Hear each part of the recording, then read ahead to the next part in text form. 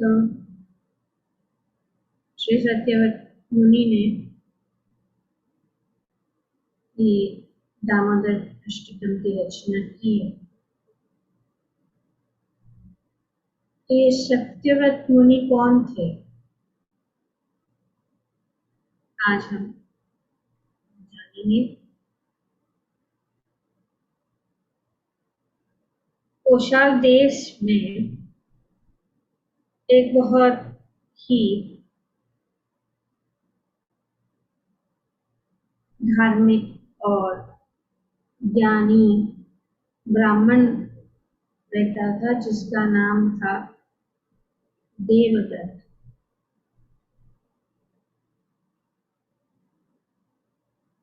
पुत्र उत्पन्न करने की इच्छा से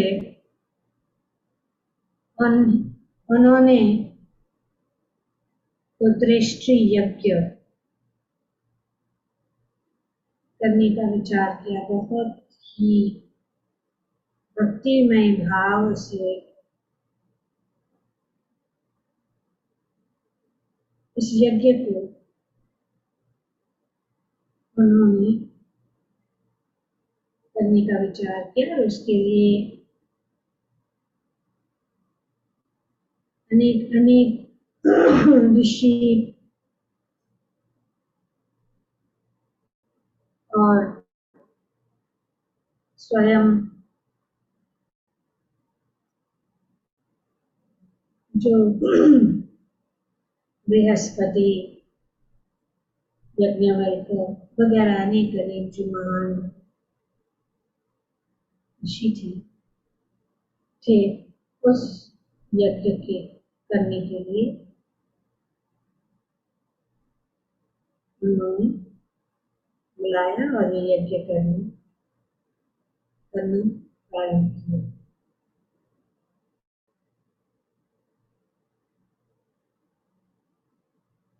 तो जैसे कि वेद का उच्चारण होता है, ऋग्वेद, यजुर्वेद वगैरह, तो उसमें एक गोगल नाम का जो भक्त था, उनको ये कार्य दिया गया था कि वे वेदों का उच्चारण करें। यज्ञ में महत्वपूर्ण है कि जो मंत्र है, सब उच्चारण है, वो अच्छी तरह से, अगर वो अच्छी तरह से किया जाता है तो यज्ञ सफल हो जाता है। इसीलिए इस युग में, इस कलयुग में यज्ञ करना जरूरी है। जैसे कलयुग, क्योंकि शुद्ध ब्राह्मण प्राप्त करना, जो अच्छी तरह से वेदों का उच्चारण करे, शुद्ध सामग्री प्राप्त करना, ये भी बहुत कठिन है। तो इस प्रकार जब ये गोविल सामवेद का उच्चारण कर रहा था, तो देवदत्त जो है थोड़ा बेचैन हो गया, क्योंकि वो जो है ठीक से नहीं कर रहा। वो लंबी सांस लेकर इस प्रकार से वो उच्चारण कर, तो देवदत्त, जिसने इस यज्ञ का आयोजन किया था, उसको रहा नहीं गया। तो उसने उसको कहा कि आप ठीक से उच्चारण नहीं कर। उनको टोका सबके सामने कि तुम छोटे छोटे इस टुकड़े में कर रहे, जैसे कि तुम अज्ञानी हो, मूर्ख हो, कुछ समझते नहीं हो, इस प्रकार से कर रहे हो। तो गोविल को गुस्सा आ गया। उसने उनको देवदत्त को श्राप दिया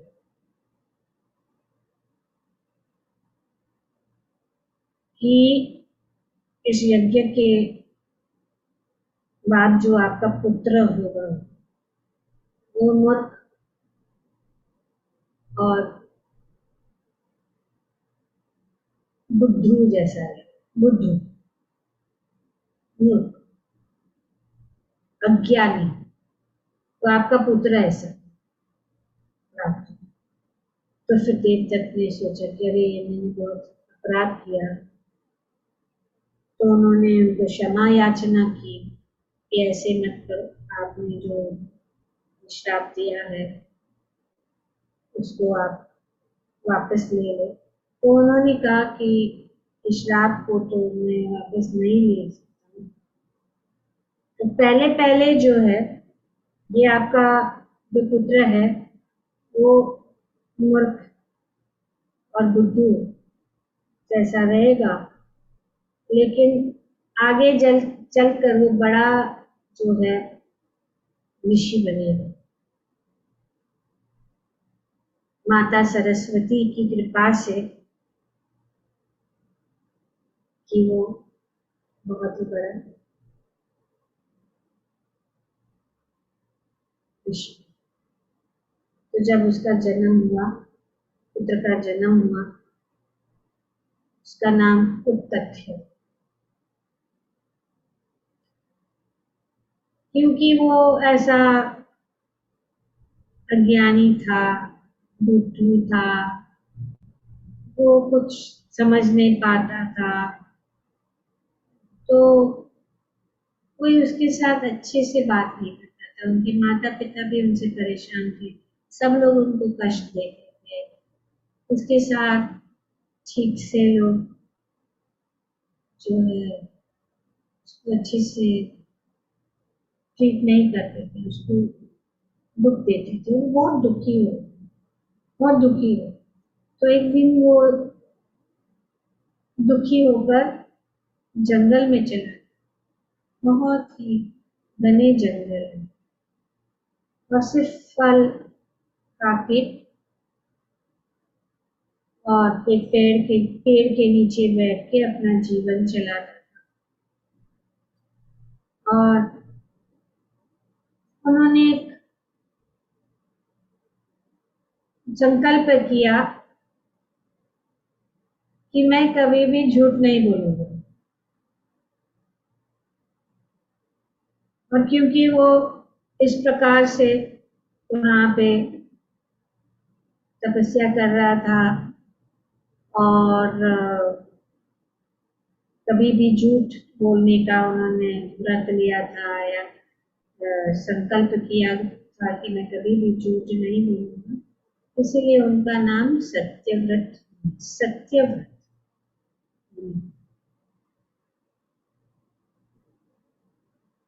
तो सब लोग जो आसपास के गांव के लोग थे वे उनको आते थे और उनको प्रणाम करते थे। और फिर वहां पे उन्होंने छोटी सी कुटिया बनाई जिसमें वो रहता था। तो एक दिन एक शिकारी जो था वो वहां पे शुकर के पीछे भागता भागता उसने उस शुकर को बाण मार दिया था। और जहां पर सत्यव्रत मुनि बैठे थे वहां पर वो जो शुकर भागते भागते आ गया और बहुत ही दया, वो बहुत ही दुख से सत्यव्रत मुनि की ओर देखने लगा और उसके जो है कुटिया के या जो उनका जो आश्रम था वहां पे घुस गया। वो शिकारी उसके पीछे पीछे भाग के आया और फिर उन्होंने उनसे पूछा कि आपने मेरा शिकार देखा इस तरफ आते हुए। तो वे अभी दुविधा में पड़ गए, धर्म संकट में पड़ गए कि मैं ये मेरे आश्रम में आकर शरण लिया है। मुझे बहुत ही दर्द और दुख से देख रहा था, तो मैं तो सत्य बोलने का मेरा व्रत है, तो उन्होंने सोचा कि मैं क्या करूं। अब ये मुझे पूछ रहा है कि ये क्या वो शुक्र यहाँ पे है, और वो था तो और उसको वो सोच रहा था कि उसको किसी न किसी तरह से बचाया जाए। तो जब वो शिकारी ने उनसे पूछा तो वे कुछ नहीं बोले। वे सिर्फ जो है एम एम एम ऐसे बोले। तो शिकारी को कुछ समझ में नहीं आया, और फिर वो जानता था कि ये कभी भी झूठ नहीं बोलता है, तो इस प्रकार से उसने ऐसे जवाब दिया तो वो वहां से चला। तो ये जो एम एम एम था, वो माता सरस्वती के का जो मंत्र, उसका मूल मंत्र, बीज मंत्र। और क्योंकि वो ऐसे उन्होंने बोल दिया, तो हर बार वो दोहराता रहता।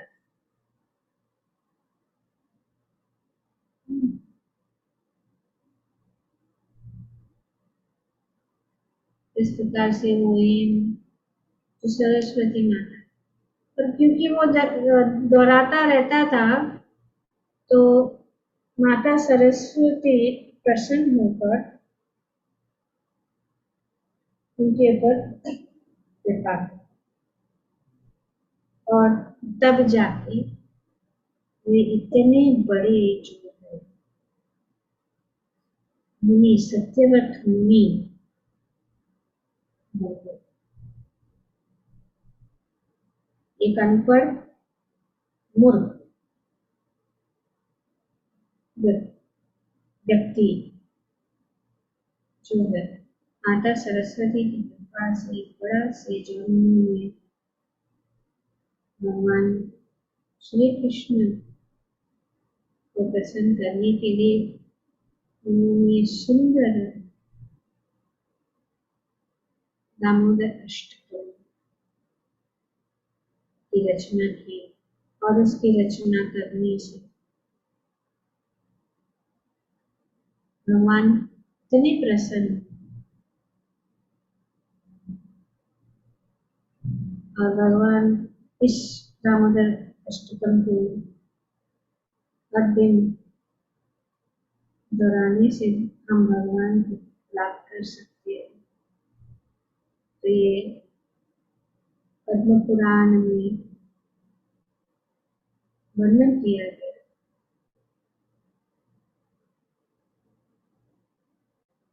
तो ये सुंदर लीला श्रीमद् भागवतम के 10वें स्कंद में वर्णन किया गया है। इस लीला को हम पढ़ेंगे और समझने की कोशिश करेंगे।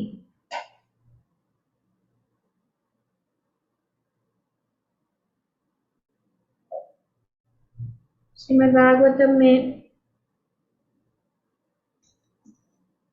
वर्णन किया गया है कि भगवान की महिमा, ये लीला हम देखते हैं कि किस प्रकार से भगवान माता यशोदा के अधीन होकर उनके भय से भाग कर भाग रहे हैं, और माता यशोदा ने उनको पकड़ लिया है और वे उनको बांध देती है।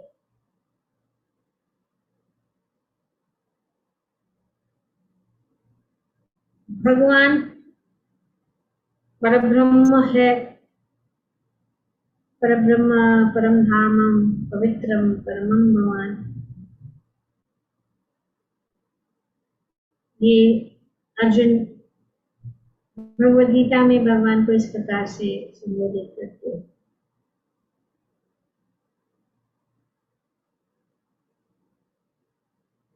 और ये परम भगवान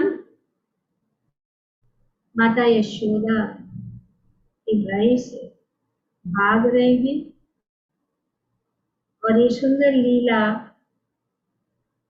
ब्रज में भगवान ये कर रहे हैं। तो श्रीमद् भागवतम में भगवान अपने मुंह के अंदर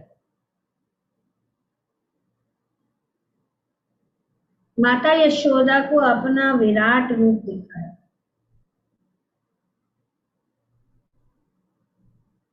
और माता यशोदा ने सब कुछ इस ब्रह्मांड में जो कुछ पूरी चीज जो है भगवान के मुख में, इस लीला हम सब जानते हैं कि किस प्रकार से भगवान मिट्टी खाई थी और जब माता यशोदा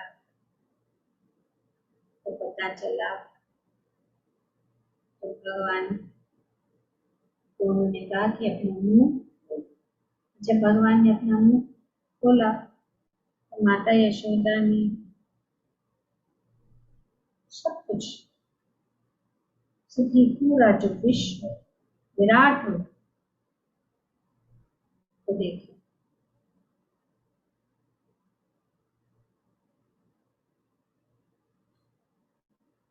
और जब उन्होंने देखा और तो योग माया उस दम तुरंत ही भूल कर माता यशोदा ने अपने पुत्र को, वे भूल गए। वे सोच रही कि ये तो कोई ऐसा कोई सपना है या कुछ, और वो भूल गई योग माया है। क्योंकि अगर माता यशोदा जान लेती थी कि कृष्ण परम पुरुषोत्तम भगवान परब्रह्म है, तो वो लीला का जो रस का जो आनंद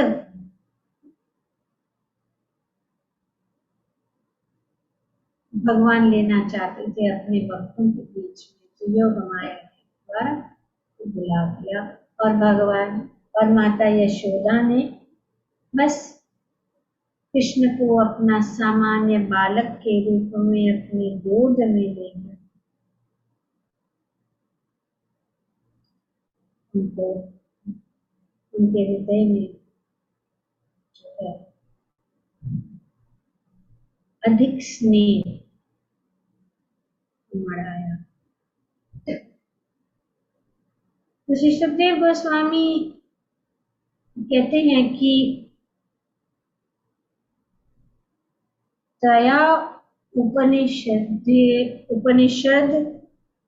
ईश सांख्य योग सात्वते उपगीयमान महात्म्यम हरिम समान्यता, कि भगवान की महिमा का अध्ययन तीनों वेदों, बहुत जरूरी है कि हम भगवान का जो पोजीशन है, भगवान कौन है, भगवान कृष्ण कौन है, वे कितने महान हैं, यहाँ पे श्री सुखदेव गोस्वामी वर्णन कर रहे हैं।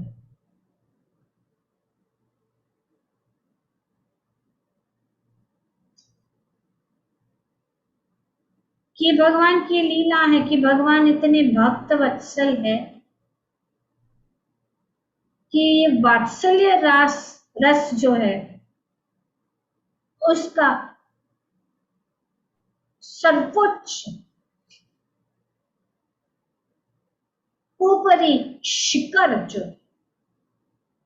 जो माता यशोदा के साथ, और माता यशोदा इतनी महान भक्त है, भाग्यशाली है कि यही वर्णन भागवतम कि भगवान पहले जाने कि भगवान कैसे अपने भक्तों के साथ ये लीलाएं कर रहे। तो भगवान की महिमा का अध्ययन तीनों वेदों, उपनिषदों, सांख्य योग के ग्रंथों तथा अन्य वैष्णव साहित्य के माध्यम से किया जाता है।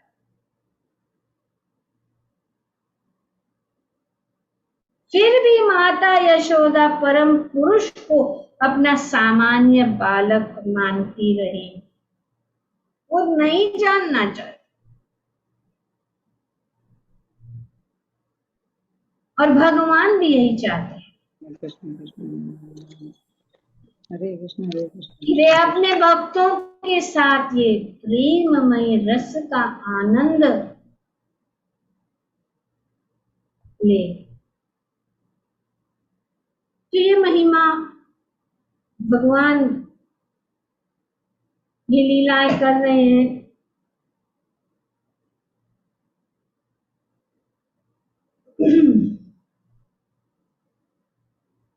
और भगवान भगवद गीता में कहते हैं तो सभी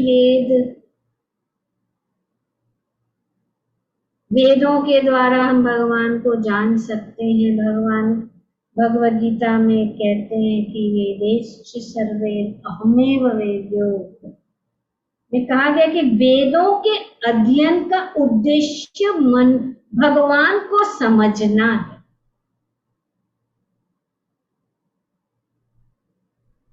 वेदेश्च सर्वे अहमेव, वेदांतकृत वेद, वेदों का के अध्ययन का उद्देश्य भगवान को समझना है। वेदेश्च सर्वे अहमेव। श्री चैतन्य महाप्रभु ने सनातन गोस्वामी को बतलाया कि वेदों की 3 उद्देश्य है। पूरे वेद शास्त्र का 3 उद्देश्य यही है। पहला, कृष्ण के साथ अपने संबंध को समझना। ये सब लीलाएं इसीलिए है कि हम भगवान श्री कृष्ण के साथ अपना संबंध को समझे। उसको कहते हैं संबंध ज्ञान। ये 3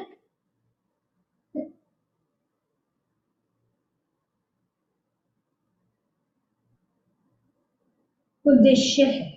वेदेश सर्वम, 3 उद्देश्य 3 रूप में। पहला है संबंध।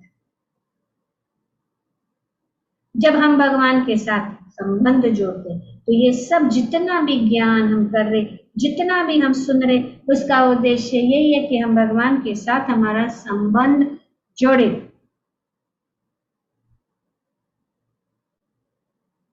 दूसरा है उस संबंध के अनुसार कार्य करें।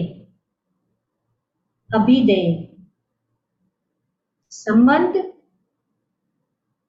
भगवान के साथ हमारा संबंध जोड़े, और जब हम भगवान के साथ संबंध जोड़ते हैं तो संबंध के अनुसार कार्य करें, उसको कहते अभिधेय। और तीसरा, चरम लक्ष्य तक पहुंचना। चरम लक्ष्य का को पहुंचना उसको कहते हैं प्रयोजन। प्रयोजन का अर्थ है आवश्यकता, और परम आवश्यकता की व्याख्या श्री चैतन्य महाप्रभु द्वारा की गई है। प्रेम कुमर्थो महान। श्री चैतन्य महा, तो ये परम स्थिति है। प्रेम पूर्वक मर्थो, मनुष्य को सबसे बड़ी आवश्यकता ये है कि भगवान के लिए प्रेम की प्राप्ति, और भगवान इन लीलाओं से प्रदर्शित कर रहे हैं कि हम किस प्रकार से भगवान से प्रेम कर सकते हैं। और माता यशोदा का जो प्रेम है भगवान के प्रति, माता यशोदा की भक्ति है, कौन ऐसा स्थान प्राप्त करे जिसको भगवान को अपना स्तनपान करने का भाग्य मिले। उच्च प्रेम रस का भाव, तो प्रेम पुमर्थो महान, मनुष्य की सबसे बड़ी आवश्यकता है कि भगवान के लिए प्रेम की प्राप्ति करे। यहाँ हम देखते हैं कि माता यशोदा आवश्यकता के सर्वोच्च पद पर है, क्योंकि वे कृष्ण के प्रेम में पूर्णतया लीन है। इसलिए श्री चैतन्य महाप्रभु कहते हैं, आराध्य भगवान ब्रजेश तनया तद्धाम वृंदावन, रम्या कचिदुपासना व्रजवधूं वरजेन वा कल्पिता, श्रीमद्भागवतं प्रमाणम् अमलं प्रेम कुमर्थो महान। श्रीमद्भागवतम प्रमाणम है, अमलम है। श्रीमद्भागवतम पूर्ण जो है श्री कृष्ण की महिमा का ही वर्णन है। और दसम जो है पूर्ण लीलाओं का जो मिठास है, वो हम इसीलिए श्री चैतन्य महाप्रभु कहते कि आराध्य भगवान को ब्रजेश तनया, नंद के लाला,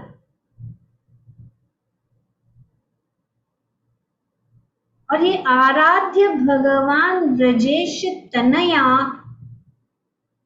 तद धाम वृंदावन, कहाँ पे? वृंदावन में उनकी पूजा। तद धाम वृंदावन में ये आराध्य भगवान श्री कृष्ण पूजित है। और प्रेम वहां पे किसके द्वारा? रम्य कच, वृंदावन की गोपियां, उनकी पूजा, रम्य कचित उपासना ब्रजवधू, ब्रज की गोपियों के द्वारा जो उपासना की गई, कैसी? प्रेम कुमर्थो, प्रेम जिसमें कोई भी दोष नहीं, शुद्ध प्रेम भक्ति। गोपियों का जो प्रेम है सर्वश्रेष्ठ प्रेम है भगवान के प्रति, और भगवान की लीलाओं के द्वारा, ब्रज लीलाओं के द्वारा हम इनको अनुभव और उनका स्मरण कर सकते हैं। और श्रीमद् भागवतम प्रमाणम है इसका, क्योंकि यह भागवतम अमलम पुराण, स्पॉटलेस, उसमें कोई त्रुटि नहीं है, श्रीमद् भागवतम, क्योंकि हम जानते हैं कि श्रीमद् भागवतम की रचना श्री व्यासदेव ने अपनी परिपक्वावस्था में उसकी रचना की। जब उन्होंने सभी वेद साहित्य का, सभी शास्त्रों की रचना की, और जब वे फिर भी रचना करने के बाद फिर भी वे संतुष्ट नहीं थे, तब उनके गुरु नारद मुनि उनके सामने प्रकट हुए। उन्होंने कहा कि क्या बात, मैंने सब इतने उपनिषद, वेदांत सूत्र वगैरह सभी मैंने रचना की, लेकिन फिर भी मैं असंतुष्ट हूँ, तो आप ही मेरे गुरु है, आप बताइए। नारद मुनि ने इन सब के पीछे जो परम सत्य, परम भगवान श्री कृष्ण, उनकी महिमा का गुणगान आपने नहीं किया है, तो इसीलिए आप असंतुष्ट है। और तब जो है व्यासदेव ने श्रीमद् भागवतम का सुंदर जो पुराण है, अमल पुराण की रचना। तो श्रीमद् भागवतम अमलम श्री चैतन्य महाप्रभु मतमिदम, ये श्री चैतन्य महाप्रभु स्वयं भगवान है।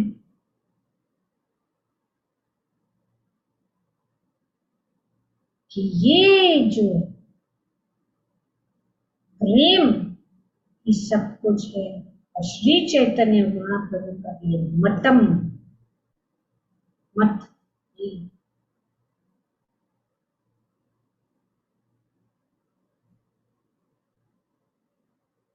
तो यहाँ पे क्रिया, उपनिषद, वेद वगैरह, तो ये वैदिक उद्देश्य का पालन 3 प्रकार से क्रिया किया जाता है: कर्मकांड, ज्ञान कांड और उपासना कांड। जब कोई व्यक्ति उपासना कांड की पूर्ण अवस्था को प्राप्त करता है, तो ज्ञान, कर्मकांड, ज्ञान कांड, उपासना कांड उसमें प्राप्त होता है, तो वह नारायण या भगवान विष्णु की पूजा करने लगता है, तभी उपासना। इसीलिए उपासना कांड जैसे सब उपनिषद वगैरह। जब माता पार्वती ने महादेव से पूछा कि उपासना की सर्वोत्तम विधि क्या है, तो शिव जी ने उत्तर दिया, आराधनानाम सर्वेषां विष्णु आराधनम परम। भगवान विष्णु या विष्णु आराधनम परम, शिव जी।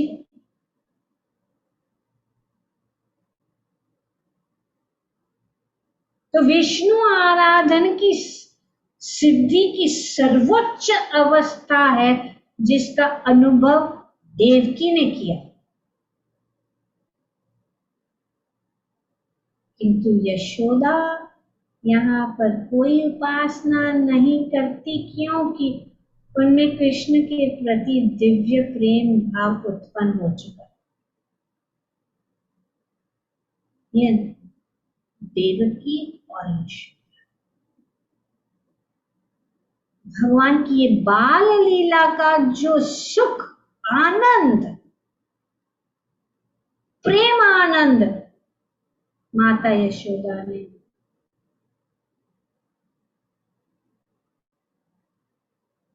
अतः उनकी दशा देवकी की दशा से श्रेष्ठ है।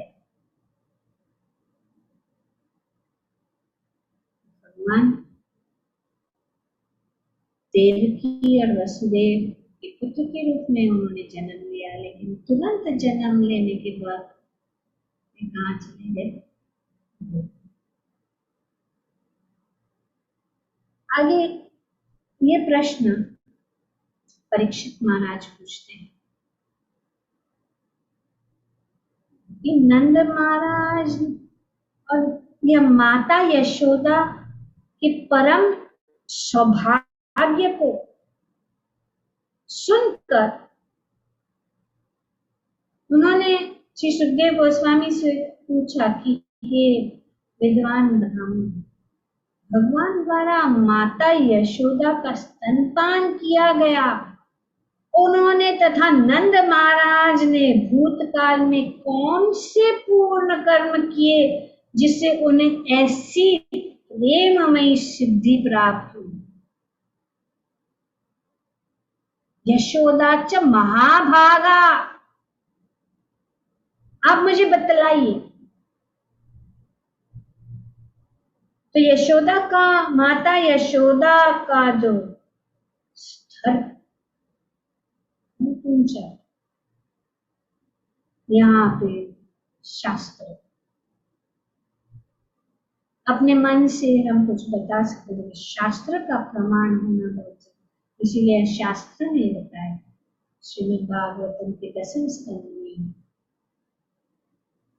8वें अध्याय में वर्णन है और 9वें अध्याय और 10वें अध्याय में इस दामोदर लीला का सुंदर वर्णन है, जो हम पढ़ेंगे। जैसे जैसे एक ही दिन में सब कुछ नहीं हो सकता, हमें धैर्य रखना।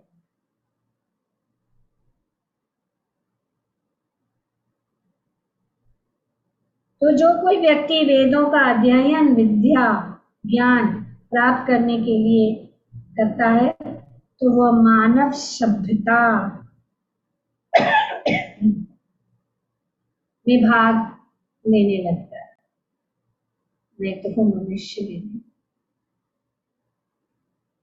इसके बाद वह ब्रह्म ज्ञान प्राप्त करने के लिए उपनिषदों का अध्ययन करता है और तब परम नियंता को समझने के लिए सांख्य योग की और अग्रसर होता है। हम अभी सांख्य योग का दर्शन हम पढ़ रहे हैं, जो श्रीमद् भागवतम के 3रे स्कंद में भगवान कपिल अपने माता देवहूति को समझा।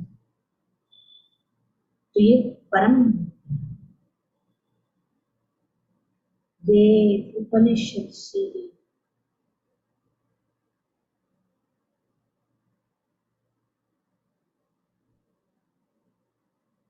तो सांख्य योग की ओर अग्रसर होता है, जैसे कि भगवद गीता में बताया गया, परम ब्रह्म परम धाम पवित्रम परमम भगवान पुरुषम शाश्वतम दिव्यम आदि देवम अजम विदुम। भगवान ने परम ब्रह्म परम धाम पवित्रम परमम, ऐसे भगवान यहाँ पे लीला कर रहे। जब मनुष्य उस पुरुष को परम नियंता परमात्मा के रूप में समझ लेता है तो वह योग विधि में लग जाता है। ध्यान अवस्थित तद्गतेन मनसा पश्यन्ति यम योगिनो यस्यान्तं न विदु सुरसुर देवाय तस्मै। लेकिन माता यशोदा इन सारी अवस्थाओं को पार कर चुकी है, उन्होंने ऐसा कोई नहीं किया, कुछ नहीं किया, क्योंकि प्रेम अपमर्थोमा, क्योंकि उन्होंने प्रेम कृष्ण के प्रति दिव्य प्रेम भाव उत्पन्न किया। सिर्फ कृष्ण के प्रति हमें हमारा यही उद्देश्य होना चाहिए कि किस प्रकार से हम भगवान श्री कृष्ण से साथ प्रेम करें। किसी से प्रेम करना है तो विधि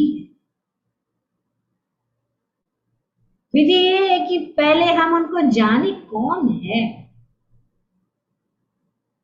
वो क्या करते हैं, वो कहाँ रहते हैं, उनका काम काज क्या है।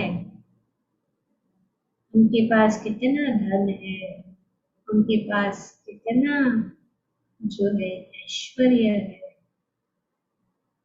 तो शास्त्र हमें बताता है बाबा यहाँ पे भगवान का ऐश्वर्य है।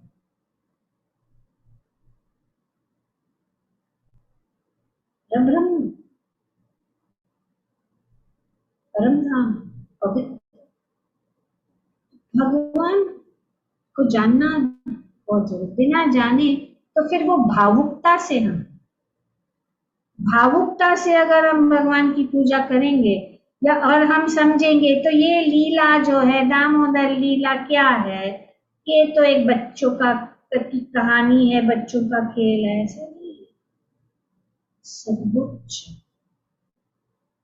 आध्यात्मिक ज्ञान इसका स्तर है। ये ब्रिज की लीलाएं, ब्रिज गोपियों के साथ, ग्वाल बालों के साथ भगवान का जो आदान प्रदान है, बड़े बड़े ऋषि मुनि जैसे कि सत्यव्रत मुनि की रचना श्री व्यासदेव ने पद्म पुराण में इंक्लूड किया।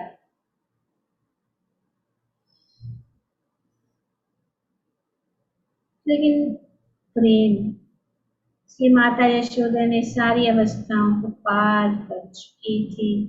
वे कृष्ण को अपने प्रिय पुत्र के रूप में मान चुकी है, इसके लिए उन्हें आत्म साक्षात्कार की सर्वोच्च अवस्था पर स्थित माना जाता है।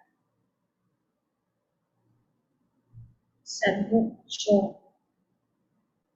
आत्म साक्षात्कार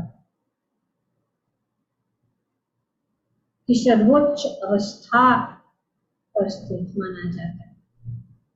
परम सत्य की अनुभूति 3 रूपों में, जैसे परम सत्य की अनुभूति के लिए ब्राह्मण, परमात्मा, भगवान तक पहुंचने के लिए इतना सारा लंबा रास्ता है। भगवान तक पहुंचाने के लिए, वहां पहुंचने के लिए ब्रह्मेति परमात्मेति भगवान की सभ्यते, किंतु वे ऐसे भाव को प्राप्त है कि वह ब्रह्म, परमात्मा या भगवान को समझने की परवाह भी नहीं की। भगवान उनके प्रिय पुत्र बनने के लिए स्वयं अवतारित हुए।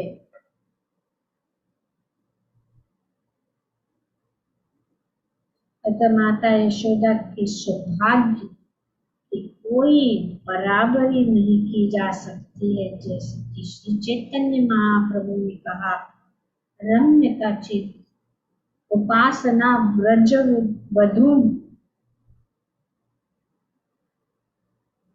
नया कल्पिता। परम सत्य अर्थात परम पुरुषोत्तम भगवान की अनुभूति विभिन्न अवस्थाओं में की जा सकती है। और जैसे जैसे हम भगवान को पूछते हैं, चाहे वो ब्रह्मण है, परमात्मा है, भगवान के रूप में, ये यथामान भगवान बताते हैं भगवद गीता में कि मनुष्य जिस तरह मेरी शरण में आते हैं उन्हें मैं उसी तरह से पुरस्कृत करता हूँ। हे पार्थ, हर व्यक्ति मेरे मार्ग का सभी प्रकार से अनुसरण करता है।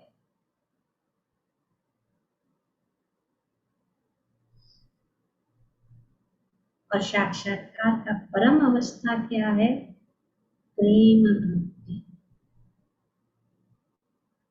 जो वास्तविक अर्थों में माता यशोदा द्वारा प्रदर्शित की गई है। इस प्रकार से माता यशोदा का जो प्रेम है, इस लीला जो पूरे महीने भर सभी भक्त जो है स्मरण करते हैं, उससे हम भगवान के साथ किस प्रकार से संबंध जोड़ सकते, किस प्रकार से परम अवस्था प्रेम भक्ति को प्राप्त कर सकते हैं। ये माता यशोदा और कृष्ण के बीच में जो प्रेम है, ये प्रदर्शित लीला यही प्रदर्शित करती है। ग्रंथराज श्रीमद् भागवतम जय, श्री दामोदर यशोदा दामोदर की जय, श्री दामोदर मास की जय, श्री कार्तिक मास की जय, श्री राधा दामोदर की जय। ओम तत्सत। Thank you very much. तो कल हम आगे